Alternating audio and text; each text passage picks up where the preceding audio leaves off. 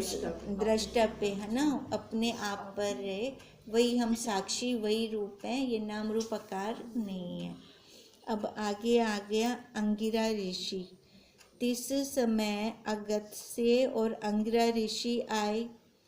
अंगिरा कहने लगे, हे साधो, 4 वेद, 4 उपवेद, 3 के व्याकरण आदिक, 6 अंग, 6 शास्त्र और पुराण इत्यादिक सर्व विद्या अपर विद्या है। अब अपर विद्या का क्या मतलब है? बाहर वाली विद्या, ये सारी है ना। वेद पढ़ लो, उपवेद पढ़ लो, जब तक हम अपने आप को नहीं जानते तब तक तो हम कुछ जान ही नहीं सकते, है ना। पढ़ने से क्या होगा, सुन लेने से क्या होगा?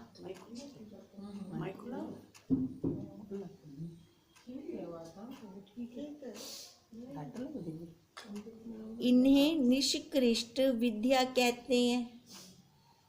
साधारण भाषा वाणी द्वारा, चाहे फारसी द्वारा, चाहे अंग्रेजी, चाहे संस्कृत, चाहे दक्षिणी भाषा, चाहे बंगाली भाषा, चाहे किसी भी देशांतर की भाषा द्वारा अवार्ड मानस गोचर सर्व अधिष्ठान जगद्ध्वंस प्रकाशक अवैध तत्व सदा परोक्ष साक्षी सतचित आनंद। अब देखो, जितने भी भाषाएं हैं ना, ये अगर इस भाषा के द्वारा, जड़ी मर्जी भाषा विच हम अपने साक्षी को जानते हैं, फिर तो सफल है, क्योंकि वो सारी भाषाओं को जान लेता है। अब उस परमात्मा को सभी लोग अपनी अपनी भाषा में याद करते हैं, पुकारते हैं, प्रार्थना करते हैं। वो सबकी सुनता है कि नहीं सुनता? तो उसको वो तो कितनी भाषाएं आती होंगी, है ना। सभी भाषाओं का वो ज्ञाता है। कहते जिस मर्जी भाषा में हो, पर उस अवैध तत्व को, जो प्रकाशक है, जो जगत का विध्वंसक है, उसको याद करें। जो परोक्ष साक्षी सतचित आनंद विशुद्धानंद का सम्यक बोध होवे, सोई परम विद्या है। उसका हमें अपरोक्ष ज्ञान हो, परोक्ष नहीं, अपरोक्ष।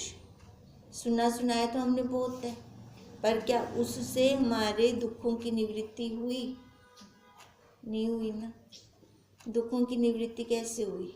जब प्रैक्टिकल हुआ हमारा, है ना, हमारी अनुभूति हुई, तब जाकर हमने उसको अनुभव किया कि वही परम विद्या है। और भाषाओं में हम चाहे जितनी मर्जी विद्या पढ़ लें, है ना, चाहे जितनी मर्जी संस्कृत के ज्ञाता हो जाए, पर जब हमने अपने आप को नहीं जाना, तब तक हमने कुछ भी नहीं जाना। विशुद्धानंद का सम्यक बोध होवे, सोई परम विद्या है। नाम उत्कृष्ट विद्या है। इससे येन केन भाषा द्वारा व संस्कृत द्वारा सम्यक अपने स्वरूप का बोधक ही परम विद्या है। भले संस्कृत आए चाहे ना आए, है ना, और भाषाएं भले आए चाहे ना आए, पर जब तक हमें अपने स्वरूप का ज्ञान नहीं होता, तब तक हमने कुछ भी विद्या प्राप्त नहीं की।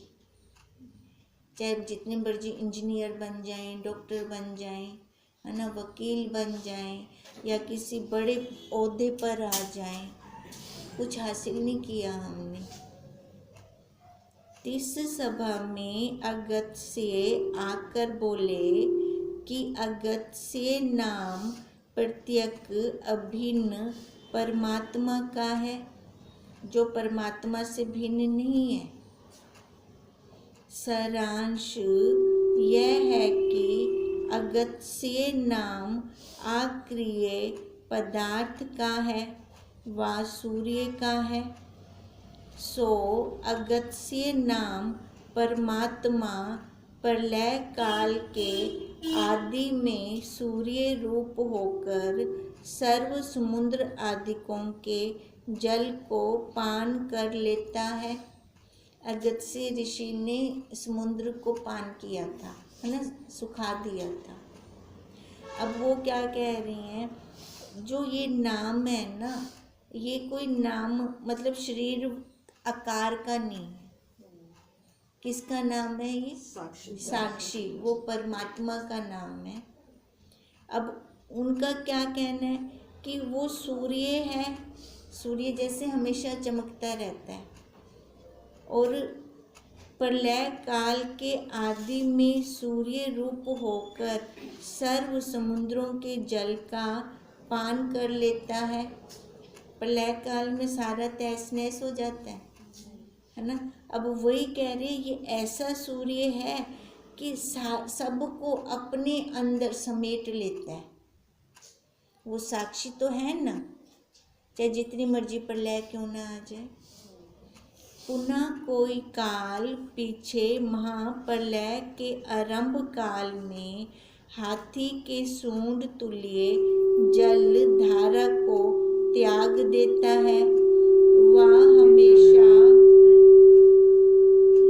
साल के साल ग्रीष्म ऋतु में अगस्त्य नाम सूर्य जल को अपनी किरणों द्वारा जलपान कर लेता है। जब प्रलय काल के बाद जब ये शुरू होता है जगत, है ना, तब कहते हैं हाथी के सूंड से पानी आया। जब ये शुरू हुआ जग प्रलय काल के बाद फिर जब शुरू हुआ, अब कहते हैं वो जो हाथी के सूंड में जल आया वो किसने दिया? अगस्त्य कह रहे मैंने दिया, साक्षी ने दिया। हाँ साक्षी, वो पहले उन्होंने बोल दिया ना, अगस्त्य नाम उस परमात्मा का है, उस साक्षी का है, क्योंकि उन्होंने ही जल को सोखा था, जल को ग्रहण सारा अंदर ले गए थे। अब जब नई सृष्टि की उत्पत्ति हुई तब उन्होंने ही जल को दिया, वो भी ऐसे हाथी की सूंड से। वह हमेशा साल के साल ग्रीष्म ऋतु में अगस्त्य नाम सूर्य जल को अपनी किरणों द्वारा जलपान कर लेता है, समेट भी लेता है और उत्पत्ति भी करता है। चतुर्मास में त्याग देता है। वह सर्व जीवों के सुख दुख का अनुभव रूप भोग देने वाले कर्मों के उपराम होने से अगस्त्य रूप परमात्मा सर्वनाम रूप प्रपंच रूप जल को अपनी माया शक्ति से खींच लेता है। देखो ये जल बहुतों के लिए सुखदायक है और ये जल बहुतों के लिए दुखदायक भी है। अब जैसे एक छोटी कीड़ी, उसके लिए तो दुखदायक है ना। अब हमने पोछा मारा, हमारे लिए जल सुखदायक है, हमें जल चाहिए, कीड़ी के लिए दुखदायक है। पर उस परमात्मा ने ये सारा कुछ अपनी शक्ति के अंदर समेट रखा है। कैसे किसकी कब उत्पत्ति करनी है, कैसे कब किसको लय कर देना है, ये उस परमात्मा ने अपनी माया में ही कर रखा है। माया को ये काम दिया हुआ है। अब जैसे आकाश को भी काम दिया है ना, तू सबको अवकाश दे, वायु को भी दिए, भले उनका कोई आकार हमें दिखाई नहीं देता, फिर भी वो परमात्मा ने सबको काम पे लगा रखा है। ऐसी माया को भी काम पे लगाया है। वो पुरुष शक्ति हो गई उसकी, ये माया हो गई ना। अब माया ही तो काम करती है आगे, पुरुष क्या करता है? ऑर्डर देता है। माया आगे सारा काम करती है। पुनः जब भोग देने के सम्मुख कर्म होते हैं तो अगस्त्य रूप परमात्मा नाम रूप प्रपंच रूप जल को त्याग देता है, अर्थात सूक्ष्म से प्रकट करता है। इसी से 30 प्रत्यक अभिन्न परमात्मा का नाम अगत्य है। अब क्या कह रहे हैं, परमात्मा और अगत्य नाम में अभिन्नता मतलब एक में एकता है, भिन्नता नहीं है। परमात्मा बोल दो चाहे अगत्य बोल दो, वो बात एक ही है। जो ऐसा नहीं माने परंतु अगत्य ऋषि के ही समुद्र जो पहले ही मधुर था, किसी निमित्त से पान करके पुनः लघु शंका वाले रास्ते से निकालने से खारा हो गया। ऐसे माने तो धाता जो ईश्वर है, सो जैसे पूर्व कल्प में जगत की मर्यादा थी, तैसे ही उत्तर कल्प में भी मर्यादा रचता भया। अब भूतों की क्या सोच है कि समुद्र का जल अगत्य ऋषि पी गए, ठीक है, फिर उन्होंने लघु शंका के मार्ग से त्याग किया तो वो खारा हो गया।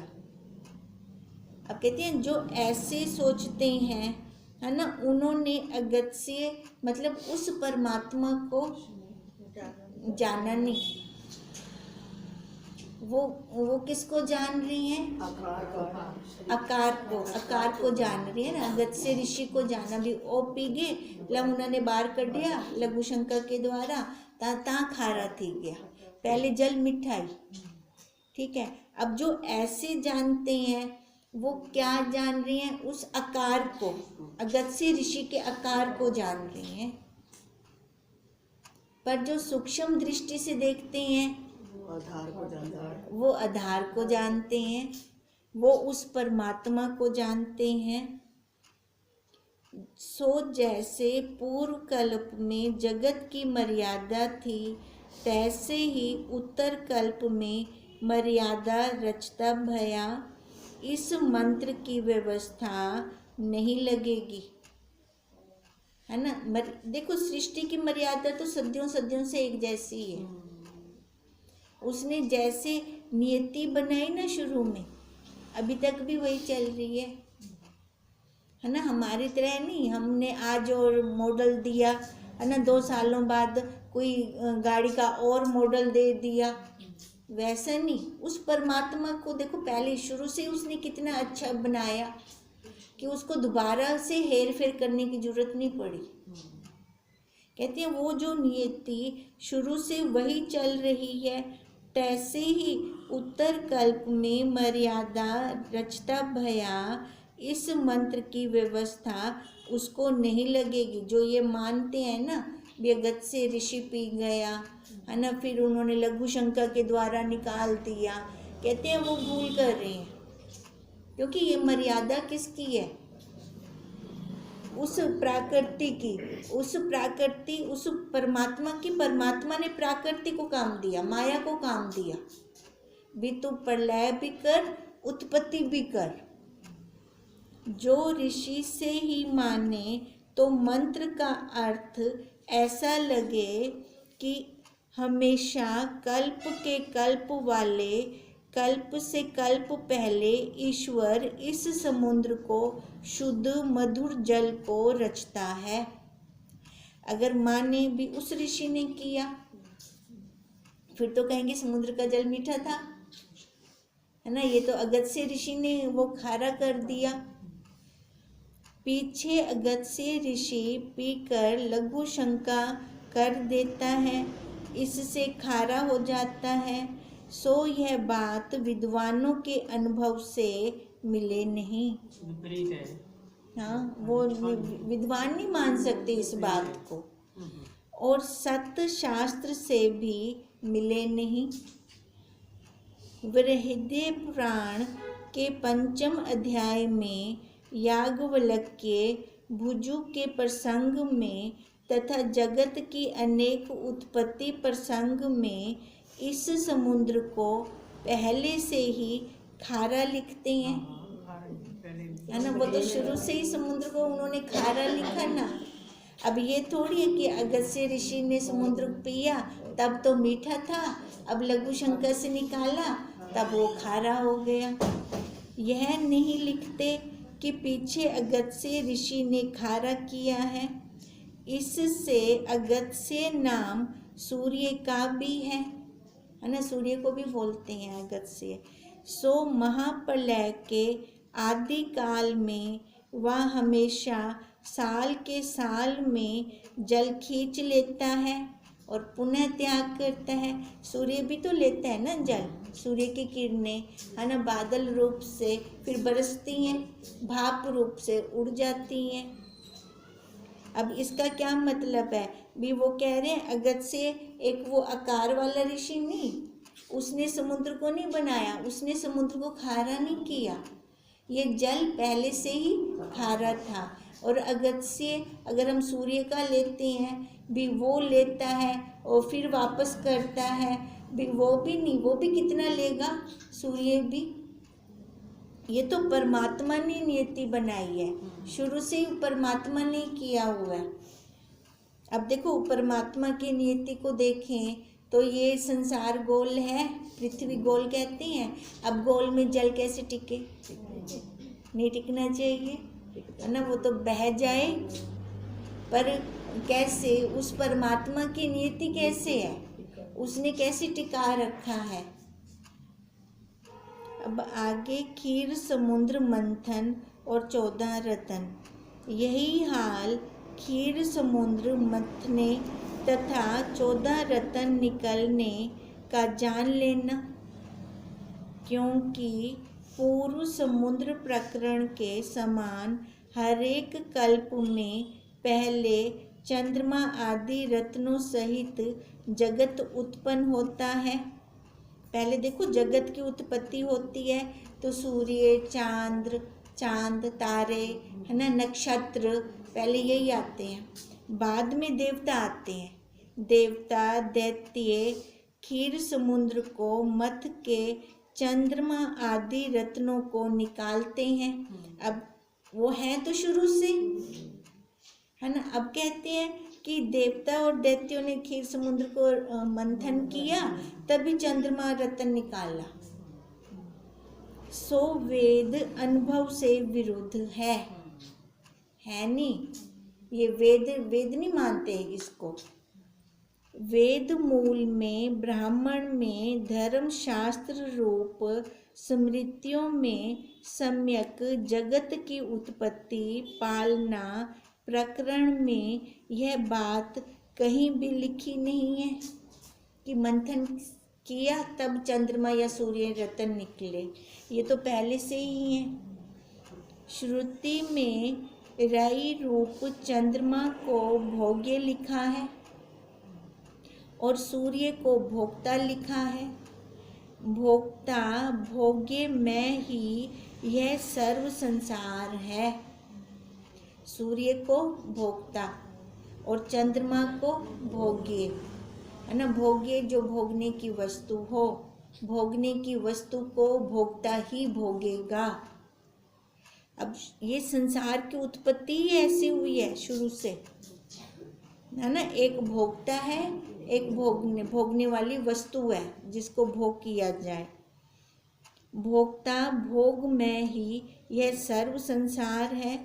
जो पुरुष सूर्य चंद्रमा को भोक्ता भोग्य में सब संसार रूप जानकर उपासना करता है, सो उत्तम सुख को प्राप्त होता है, ऐसे लिखा है।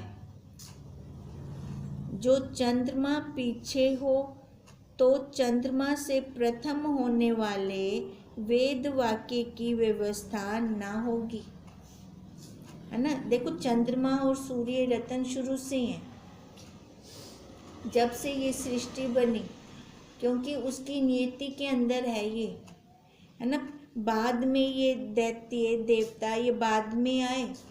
अब कहें कि दैत्य और देवताओं ने मंथन करके ये रतन निकाले, कहते हैं ये बात ठीक नहीं है, क्योंकि वेदों में तो शुरू से ही चंद्रमा की उत्पत्ति और सूर्य जब से सृष्टि बनी तब से चंद्रमा और सूर्य साथ के साथ उन्होंने कहा पहले यही थे, बाद में दैत्य, देव देवता, मनुष्य और गंधर्व बाद में आए।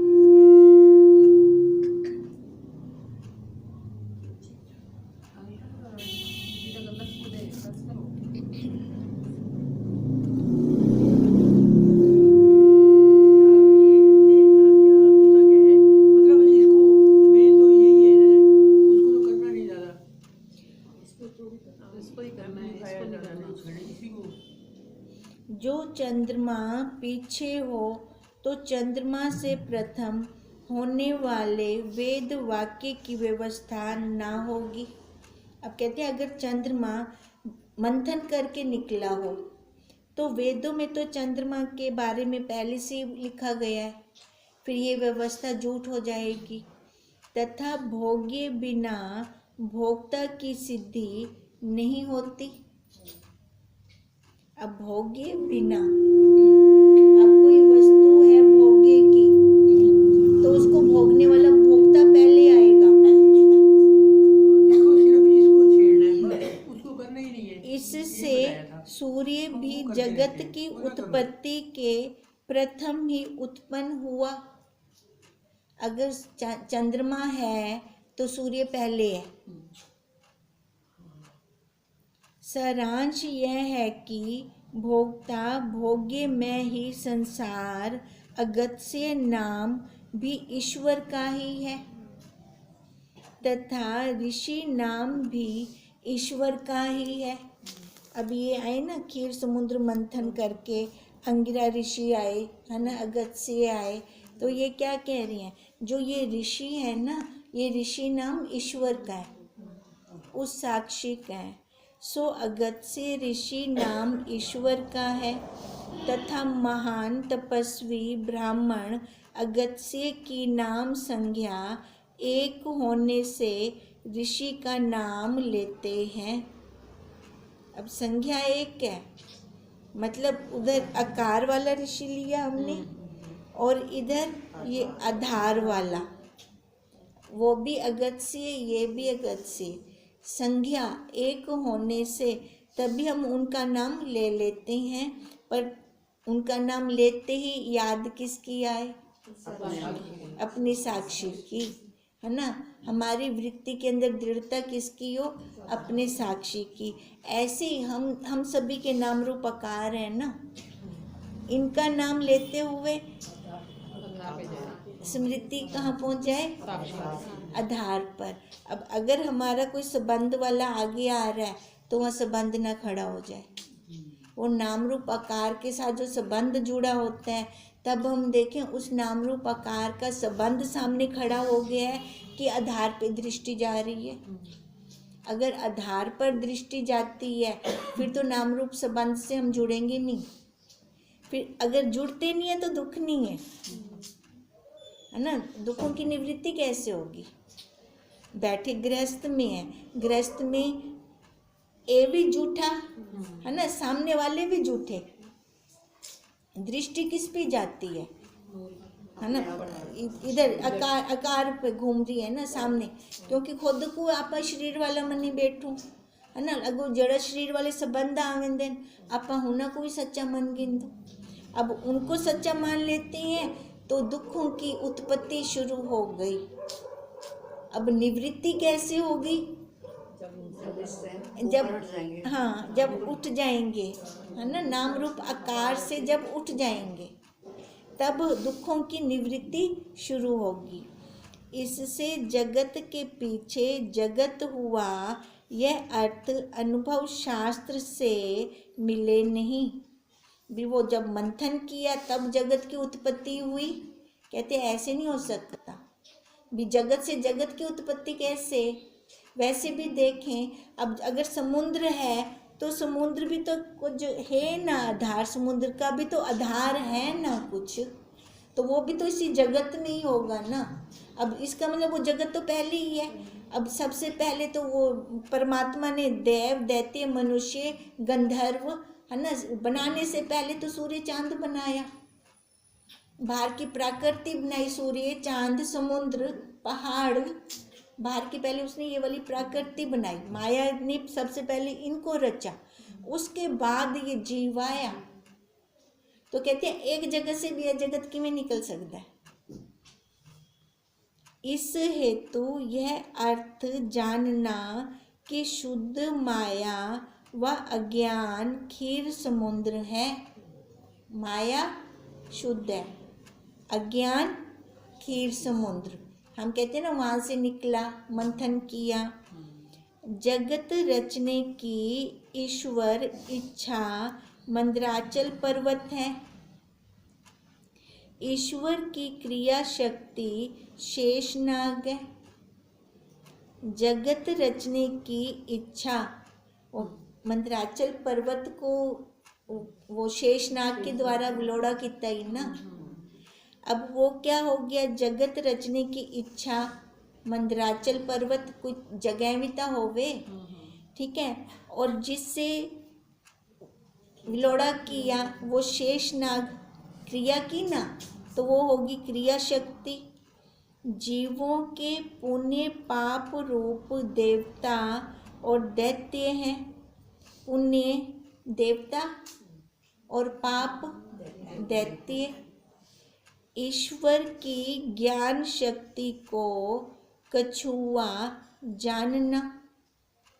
ज्ञान शक्ति धीरे धीरे वो चलती है, एकदम बढ़ती नहीं है ना। अब देखो ये जो मंदराचल पर्वत है और ये क्रिया शक्ति है, ये सारा कहाँ पर है, इधर अपने इस शरीर के अंदर ही है ना। ये पृथ्वी हो गई ना बाहर वाली, और क्रिया शक्ति वो शेष नाग को बोला है ना, जो इसके अंदर से इच्छाएं उठती रहती हैं, वासनाएं। मन को कहा इसने, हाँ, फन उठा के देना। हाँ, मन से क्रिया शक्ति निकलती है अपनी। और जीवों के जो पाप हैं वो दैत्य। अब जिनके अंदर तमोगुण ज़्यादा है वो पाप हो गया, वो दैत्य। और जिनके अंदर सतोगुण ज़्यादा है तो वो पुण्य हो गया, वो देवता हो गए। और ईश्वर की ज्ञान शक्ति को कछुआ जानना। अब ज्ञान शक्ति तो सबके अंदर है, और कहती चलती है, कहती चलती भी कहनी, कहती चलती है, तब वो धीरे धीरे चलती है। जिन्होंने मंदराचल को धारण किया था, क्योंकि ईश्वर की ज्ञान शक्ति से ही यथा योग्य यह जगत धारण हो रहा है। अब ईश्वर की, अब जिन्होंने मंदराचल को धारण किया था, अब मंदराचल ये शरीर ईश्वर की ज्ञान शक्ति से यथा योग्य। अब ज्ञान शक्ति को कछुआ बोला। अब जिसने थोड़ा सा भी बुद्धि को बोलते ज्ञान शक्ति को कछुआ बोला ना, वो बुद्धि हो गई ना। हाँ, कछुआ बुद्धि हो गई। किसी की बुद्धि अपने स्वरूप की तरफ जाती नहीं है, पहले तो जाती नहीं है। अगर जाती है तो थोड़ी देर के लिए जाती है ना। और जिसने यथा योगी इस जगत धारण हो रहा है, पूर्वोतक क्षीर समुद्र मंथन करने से ये 5 ज्ञान इंद्रियां, अब मंथन किया बुद्धि के द्वारा। अब मंथन किया तो क्या किया, अब जिसने अपने आप को जानने का मंथन किया, अब मंथन करके उसने ये 5 कर्म इंद्रियां, 5 ज्ञान इंद्रियां, अंतःकरण, प्राण, कर्म इंद्रियों के भीतर ही जान लेना है ना। जिसने ये जाना, जिसने ये मंथन किया बुद्धि के द्वारा, तो उसने ये निकाला। अब जिसने ये निकाला मतलब इसके पुर्जे पुर्जे कर दिए। जो ये पर्वत लेके बैठा है, इसके पुर्जे पुर्जे कर दिए। अब इसके पुर्जे पुर्जे होने के बाद क्या मिला, बुद्धि में निश्चय कर लेगा ना। हाँ, क्योंकि इधर उसने मैं बुद्धि बना रखी थी। अब यहाँ पे पार्ट्स ऑफ बॉडी तो हम बच्चों को सिखा देते हैं, पर जेड़े अंदर वाले हैं ना पार्ट, वो साकू साडे गुरुदेव दस दे। अंदर वाले स्कूल वाली मैडम तो नहीं दस दे, है ना। ये हमारे हमारे गुरुदेव ने बताया। अंदर भी देख भाई, कर्म इंद्रियां नहीं, ज्ञान इंद्रियां नहीं भी, ये तू कहते नाले सारी क्रिया करदा भी, ये तू क्या नहीं करदा, करवाने वाला कोई ब्याह बैठा है। प्राण इन्नी, त्रै अवस्थाएं इन्नी, है ना। अब वो हमारे गुरुदेव ने बताया। अब जिसने बुद्धि के द्वारा इसका मंथन किया, मंथन करके क्या किया, तिनके देवता तथा तिनके विषय, यह 14 प्रकार की त्रिपुटी रूप 14 रतन भोक्ता भोगमय संसार में उत्पन्न हुए। अब इधर उसने निकाल दिया बाहर, स्थूल शरीर, सूक्ष्म शरीर, कारण शरीर, मंथन करके ये बाहर निकाला। स्थूल शरीर कितने तत्वों का बना हुआ है? 25, सूक्ष्म 17, है ना। अब देखो उसने मंथन करके इसको अलग अलग कर दिया, तो मैं कहाँ रही? जिसने इस शरीर को मैं मान रखा था, वो मैं कहाँ रही? वो खत्म हो गई। सीधी दृष्टि किस पे गई? अपने आधार पर। आकार तो रहा नहीं ना। यथार्थ वक्ता अगस्त्य का वाक्य सुनकर सर्व सभा प्रसन्न हुई। प्रसन्नता तो फिर अपने आप आएगी जब हम अपने आधार पर बैठेंगे, है ना। अब आधार पर बैठने से क्या होगा? मैं मेरा खत्म होगा, मैं मेरा खत्म होगा, दुखों की निवृत्ति होगी। हर कोई प्रसन्न रहना चाहता है, पर प्रसन्न कैसे? ओ मेरे को खुश रखे, ओ मेरे को खुश नहीं रख सकता, मेरे को खुद को खुश रखना है। ते मैं खुद को खुश किवें रखसा? अगर मैं जान सा, है ना, मैं अपने आप को जानूंगी तब रख सकूंगी अपने आप को खुश। भाई ये मैं हूँ नहीं, इसकी प्रारब्ध चल रही है, इसकी प्रारब्ध चल रही है, मेरी नहीं। मैं इस प्रारब्ध को भी देखने वाली हूँ। जब मैं इसको देख रही हूँ तो क्या मैं बच्चों को, पति को, सास को, नूह को, देवर को, देवरानी को, उनको नहीं देख रही?